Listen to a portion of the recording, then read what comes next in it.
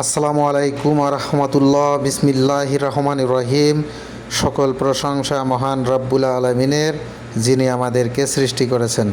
মহান রব্বুল আলমিন যখন জিজ্ঞেস করবেন, তোমাদের দিক নির্দেশনার জন্য আমি কোরআন পাঠিয়েছিলাম, সে কোরআন সম্পর্কে তোমরা কি জানো? আমরা যে পরিস্থিতিতেই থাকি না কেন, আলহামদুলিল্লাহ, এই রঙের দুনিয়ায় এলোমেলো জীবনটারে গুছিয়ে নিতে নিতে হঠাৎ করে একদিন মালাকুল মউত এসে বলবে, বাবু তোমার সময় শেষ। উপদেশ দেওয়া খুবই সহজ, কিন্তু পালন করা খুবই কঠিন।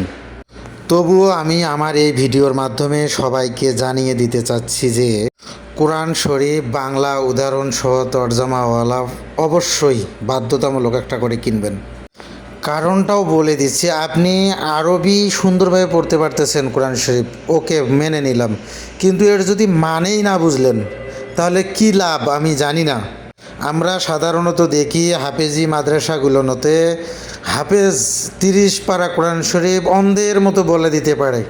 ভাই, আমার প্রশ্ন এক জায়গায়, আপনি আরবিতে পড়লেন সব ঠিক আছে, এর যদি মানেই না বুঝলেন তাহলে লাভ কি? কোরআনের হাফেজ যারা, তাদেরকে আমি ছোট করতেছি না।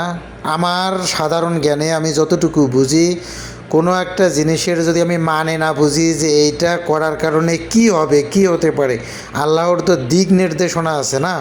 আমি আরবি হুবাহুব রুটুট করে বলে ফেললাম, ভাই তাতে লাভ কি? আমাকে জানতে হবে এর মানে কি, কোনটা করলে কি হবে, কোনটা রাইট কোনটা রং, এগুলো তো জানতে হবে না। আমার ব্যক্তিগত মতামত, হাফেজি মাদ্রাসাগুলোতে আরবির পাশাপাশি আরবির সাথে বাংলা উদাহরণ সহ 30 পারা কোরআন শেখানো উচিত। তাতে আমার মনে হয় ইসলাম প্রচারে আরও অগ্রগতি হবে। হে আল্লাহ, এই পৃথিবীর সমস্ত মুসলমানকে তুমি কোরআন বোঝার মতো তৌফিক দিয়ে দাও।